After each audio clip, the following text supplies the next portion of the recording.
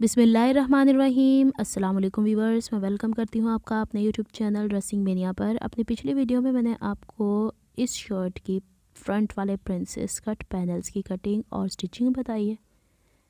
इस पर लेसेस लगाने का तरीका भी बता दिया था और बैक के पीस के ऊपर पिन टक्स से डिज़ाइनिंग मैंने आपको सिखाई थी, तो उसका लिंक मैं डिस्क्रिप्शन बॉक्स में दे दूँगी। चैनल पर वो वीडियो मौजूद है, आप देखना चाहे देख लीजिएगा। आज हम इसका फ्रंट नेकलाइन बना रहे हैं। यहाँ पे सबसे पहले मैं फ्रंट पैनल को चौड़ाई के रुख पे फोल्ड करके बिछा दूंगी। गले की जो मैंने ऊपर से चौड़ाई मार्क की है वो 3.5 इंच, 3 इंच भी मार्क की जा सकती है। और गहराई जो मैंने एक्चुअल मार्क की है वो 7.5 इंच, और जो प्लैकेट की गहराई है वो 16 इंच मार्क की है। अब मैंने क्या करना है कि जो मेरे पास गले की चौड़ाई 3.5 इंच और 7.5 इंच है, इसे मैंने स्ट्रेट स्केल की वजह से मिला देना। इसमें मैंने कोई कर्व नहीं बनाना, इस तरीके से। अब मैंने इसके जो वी शेप यहाँ पे मार्क किया है उसको कट कर लेना है। ध्यान ये रखा है कि शोल्डर आपस में खिस के नहीं, क्योंकि मैं आपको पहले बता चुकी हूँ लीलन का स्टफ़ है। इसके बाद फिर मैंने यहाँ पे ये प्लैकेट सीधी नीचे तक जो 16 इंच तक निशान लगाया था वो 15 इंच तक काट दिया। ये इस तरीके से इसकी कुछ लुक है। अब हमने ये देखना है कि इसके बैक के पैनल को शोल्डर से स्टिच कर दें इस तरीके से, और फिर इसके बाद मैंने इसे ओवरलॉक कर दिया है। और जो बैक गले के ऊपर जब हम स्टिचिंग करते हैं शोल्डर की, तो 1/2 इंच का मार्जिन गले की तरफ निकल आता है। इसको हम लोगों ने सीध में ही कट करना होता है, लेकिन यहाँ से जो कॉर्नर से हल्की सी गुलाई कर देनी होती, चाहे तो आप इसे पहले भी कट कर सकते थे। अब मैंने जो मेरे पास पूरा एक राउंड नेक लाइन आया है जहाँ से स्लेट स्टार्ट हुआ है, उसे 1.5 इंच नीचे से मैंने मेजरमेंट स्टार्ट किया। एक रफ़ एस्टीमेट ले रही हूँ और पूरा दूसरी तरफ तक लेके जा रही हूँ। ये तकरीबन 42 इंचेस के करीब आ रहा है, तो इतनी ही मैंने स्ट्रेट पट्टी कपड़े की ली है। यहाँ पे इस पट्टी की चौड़ाई है मेरे पास 3 इंच, और यहाँ पे जो इसकी लेंथ है, ये कपड़ा थोड़ा सा उसमें भी खिंच रहा है, इस वजह से मैंने इसको लंबाई के रुख पे ही पट्टी को कट कर लिया है। इस बारी मैं यहाँ पे लेडीज़ बुकरम इस्तेमाल कर रही हूँ जो नेकलाइन में इस्तेमाल होता है, और इसको अर्ज़ के तौर पे 1 इंच चौड़ी पट्टी मैंने 42 इंच लंबी कट कर दी है। अब मैंने इस फैब्रिक के एक किनारे के ऊपर ये 1 इंच चौड़ी बुकरम की पट्टी पेस्ट कर देनी है। अच्छा, इससे पहले मैंने जितने ओवरलैप नेक बनाए हैं वो मैंने मर्दाना बुकरम से बनाए, तो ये मैंने एक तजुर्बा करके देखा है कि ये मेरे लिए बेनिफिशियल है कि नहीं, क्योंकि जहाँ पे ये हल्की सी गुलाई होती है ना वी शेप और सामने पट्टी की, उसमें से थोड़ा खींच के राउंड करना पड़ता है। चलें जी, एक तरफ तो पट्टी को मैंने पेस्ट कर दिया था, दूसरी तरफ इसे यूँ पलट के आयरन कर लेना है। मैं चाहती तो इसके बैक पे ज़ीरो वो जो डबल साइडेड बुकरम आ रही है चिपकने वाली, वो भी लगा सकती थी, मैंने नहीं लगाई है। अब ये बुकरम वाली साइड जो कपड़े की है, जो हमने पट्टी तैयार की है, इसे 1.5 इंच स्लिट से नीचे की तरफ रख के बुकरम ऊपर की तरफ रखी हुई है। जहाँ पे ये वी शेप गुलाई आ रही है, इसको यहाँ पे मैंने हल्का सा घुमा दिया है। ये चूँकि पट्टी एक मेजरमेंट की है, तो दूसरे किनारे से मैं इसको बराबर करके इसकी गुलाई यहाँ से ले जाऊँगी। अच्छा, अर्ज़ के तौर पे मैंने बुकरम लिया ही इसीलिए था कि वो आराम से हल्का हल्का घूम जाता है। या तो हम यहाँ पे उरेब पट्टी ले सकते थे, लेकिन उरेब लेने की ज़रूरत नहीं, हल्का से हम लाना होता है, तो वो आराम से अर्ज़ के तौर पे जो पट्टी बुकरम की है उसमें आ जाया करता है। चलें जी, दोनों तरफ हम लोगों ने कर लिए हैं, इसने यूँ ओवरलैप होना है एक दूसरे पे। अब यहाँ पे हम लोगों ने इस ड्रेस के हिसाब से एक पतली जो लेस होती है वो लेके रखी थी 1 साइडेड। जो इसका बुकरम वाला हिस्सा है उसके ऊपर इसे यूँ रखना है और इसके ऊपर हम लोगों को सिलाई लगानी। इसके यहाँ जितना हिस्सा हमें छुपाना है ना, वो यहीं पे सिलाई लगा लेनी। थोड़ी सी सिलाई लगा के मैं आपको दिखा देती हूँ। अच्छा, यहाँ पे ना मैंने मशीन का बखिया थोड़ा बड़ा किया है। अच्छा, चूँकि नीचे बुकरम लगी हुई है इसलिए मैंने फुट चेंज नहीं किया। आपने अक्सर मुझे देखा है मैं फुट चेंज करती रहती हूँ, लेकिन यहाँ पे फुट मैंने चेंज नहीं किया। चलें जी, इसकी यहाँ पे सिलाई कर लेते हैं, क्योंकि ये तो बड़ा आसान काम है। सीधी सीधी सी ही यहाँ पे हम लोगों को, जहाँ पे हल्की सी गुलाई है, इसीलिए मैंने पट्टी को पहले गुलाई दे दी, बाद में इसके लेस को अटैच किया।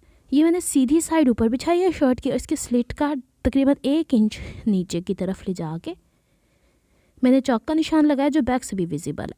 अब इससे भी नीचे 1 इंच और मैं यूँ रखूँगी, और ये जो हमने लेस को लगाते हुए बैक पे आपको सिलाई दिख रही है, इसको बराबर बराबर किनारे पे रखते जाना, इस पे सिलाई करते चले जाना है। देखिए, शर्ट का फेयर साइड ऊपर की तरफ है और पट्टी का फेयर साइड नीचे की तरफ है, और जो हमने निशान लगाया है 1 इंच नीचे, उससे भी 1 इंच नीचे हम लोगों ने ये बैक पे पलट के जाने वाली पट्टी तैयार की है।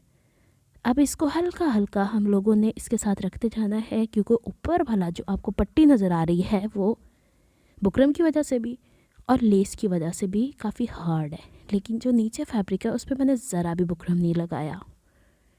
जहाँ पे गुलाई आई है वहाँ पे तो हम लोगों ने बाहर की तरफ गुलाई दी थी, लेकिन अब की दफ़ा इसे हल्का हल्का खम देंगे, क्योंकि वो गुलाई तो बाहर की तरफ थी। अब ये खम हमें अंदर की तरफ पट्टी को दे के स्टिच करना है। जहाँ शोल्डर की सिलाई आएगी वहाँ पे जो शोल्डर का मार्जिन होता है सिलाई का, वो बैक की तरफ ले जाना है। बैक के गले में खींचने के चांसेस हैं, उसे खींचना नहीं है। किसी भी कपड़े को आपके सामने मैं नहीं खींच रही हूँ, नॉर्मल सिलाई चल रही है।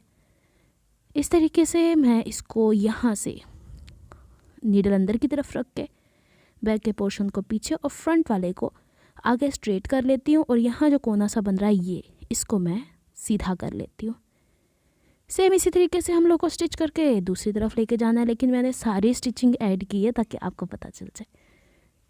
इस तरीके से जो बिगनर्स हैं वो हाइड करके नहीं छुपा सकते पट्टी को, वो पहले ऐसे लगाना सीखें, फिर इसके बाद जो गुम पट्टी सी बन जाती है उस पर सफाई से काम करना आसान हो जाता है।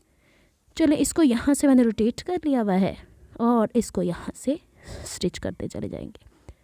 अब तो सेम वही मेथड है ना जो हम लोगों ने किया है। अच्छा, ये जो सिलाई आ रही है ना, इसके ऊपर मैंने सारे पे ओवरलॉक कर दी हुई है, लेकिन जो बैक से होगा उसको मैं इनविजिबल पट्टी के साथ अटैच करना आपको बता दूंगी।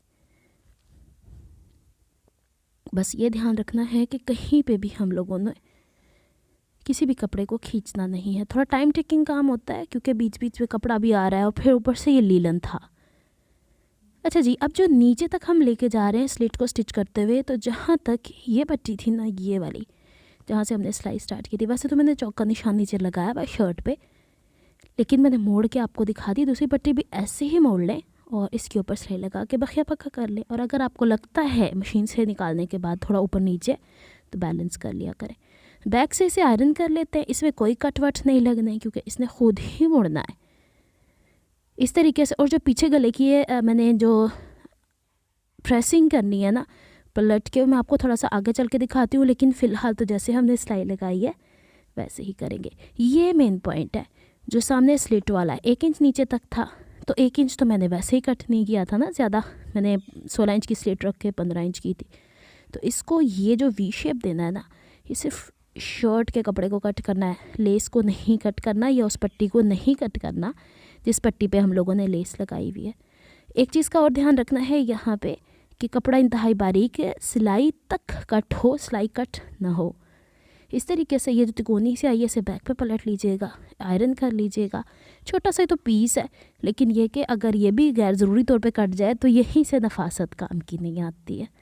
चले, इसको मैं ज़रा यूँ करके ना आयरन कर लेती हूँ, ग्लू नहीं लगा सकती थी। अब इसको यूँ बैक की तरफ पलट के शर्ट के कपड़े को थोड़ा थोड़ा अपनी तरफ खींच के इसको यहाँ पे, चूँकि ऑलरेडी मैंने गुलाई दी हुई थी, कोई झोल नहीं आएगा, तो ये आराम से प्रेस होती चली जा रही है। यहाँ पे दूसरी तरफ भी मैं ऐसे ही प्रेस कर लूँगी। और जो नेक लाइन है वो चूँकि राउंड है, तो उसके लिए मैंने एक स्टैंड रखा हुआ है, उस स्टैंड के ऊपर मैं इसको प्रेस किया करती हूँ। इनिशियल तो ऐसे ही होता है, बाद में जब फिर फिटिंग आ जाती है तो फिर हम नॉर्मल टेबल के ऊपर इस्त्री कर सकते हैं।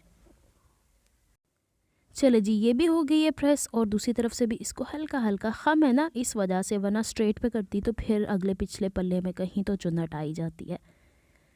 इस तरीके से हो गया। अब इसको एक दूसरे, वो जो तिकोना सा था उससे हमने ये पट्टियाँ पीछे की तरफ कर दी हैं।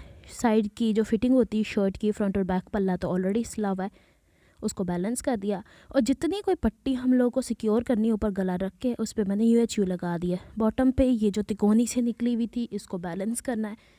मैं इस पर भी ग्लू नीचे की तरफ लगा लेती हूँ, UHU है, और दोनों पट्टियाँ आपस में बैलेंस रहे, इसको भी मैं UHU लगा लेती हूँ यहाँ पे थोड़ा सा ड्राई करके। अभी आपको मैं इसको इस्त्री करके बंद करने का तरीका भी बता देती हूँ। अच्छा, यहाँ पे मैंने सिलाई लगा के, यहाँ पे मैंने इसकी सिलाई लगा दी है, और अब पट्टी बंद करनी है। तो जो पट्टी हमारी नीचे आई है उसके किनारे किनारे पे थोड़ा सा हिस्सा UHU हटा दी थी मैंने, और ऑल राउंड गुलाई लेके जाऊंगी। अच्छा, यहाँ पे ये भी कोशिश करनी चाहिए कि अगर हम बिगनर हैं, अगर हमने एक जगह थोड़ा हल्का काम किया है तो दूसरी जगह से नहीं पता चलना चाहिए। तो इसकी सिलाइयाँ कहीं से भी शुरू होकर कहीं पे भी ख़त्म नहीं होती हैं। جو پٹی نیچے تھی اس کے تھوڑا سا 1 انچ اندر کی طرف سے میں نے کیا. ابھی دیکھیے گا جب یہ اوور لیپ ہو کے جائے گا نا تو میں وہاں سے دھاگا بھی کٹ کر دوں گی اور وہاں سے میں وہ پٹی اندر کی طرف بھی کر دوں گی. یہ دیکھ لیں میں نے دھاگا کٹ کر دیا ہے. اب آپ کو سمجھ میں آ گئی یہ پٹی ہم لوگوں کیسے اسٹچ کرنی اور اس کو نیچے لے جا کے ٹوٹلی سیکیور کر دینا ہے. اور اگر آپ چاہتے ہیں کہ گلا آپ کا چھوٹا ہے بٹن ٹیک ہے تو پھر آپ کو تو وہیں سے سلائی اسٹارٹ کرنا پڑے گی. چلیں جی اس کو تو میں نے پرماننٹلی فکس کر دیا ہے. اس کے بعد میں نے اس کے اوپر پرلس اٹیچ کر دینے ہیں ایز اے بٹن, کیونکہ میں نے پوری شرٹ کے پینلز کے اوپر بھی پرلس کو اٹیچ کیا ہے. بیک سے یہ لک ہے. اب یہ پٹی جو نیک لائن کی ہوتی ہے نا, یہ اگر میں نہ کرتی تو بہت سی بہنیں کہتی ہیں آپ نے کام ٹھیک نہیں کیا. تو میں نے 1.5 انچ چوڑی پٹی لیا ہے, اس کو یوں بیک کی طرف لے جا کے دونوں سائڈ سے ہاف انچ فولڈ کر کے اور بیک کی طرف لے جا کے اسے ترپائی کر دوں گی. یہ بھی طریقہ ہوتا ہے نیک لائن بنانے کا. جہاں پہ آپ اوور لاک دیکھ رہی ہیں پوری پٹی بھی لگا سکتی ہیں. میں 3-4 گلوں میں پہلے بھی آپ سے شیئر کر چکی ہوں. چلیں جی اب اس کو یوں فولڈ کر کے اس کے بیک کے اوپر لے کے جائیں گے. اب اس کی کمپلیٹ لک بھی آپ کو دکھا دیتے ہیں. اگر آپ کو میری ایفرٹس پسند آتی ہیں تو please like my videos, subscribe to my channel, hit on the notification bell for more updates. اس کو میں نے ایسے ہی چھوڑ دیا, ترپائی نہیں کیا. تو جناب ملتی ہوں نیکسٹ ویڈیو میں کسی نئے پروجیکٹ یا آئیڈیا کو لے کے. تب تک کے لیے دعا میں یاد رکھیے گا, آپ نے بہت سارا خیال رکھیے گا اور بتائیے گا ضرور آپ کو یہ شرٹ اس کا کنٹراسٹ کیسا لگا. انشاءاللہ نیکسٹ ویڈیو تک کے لیے اللہ حافظ.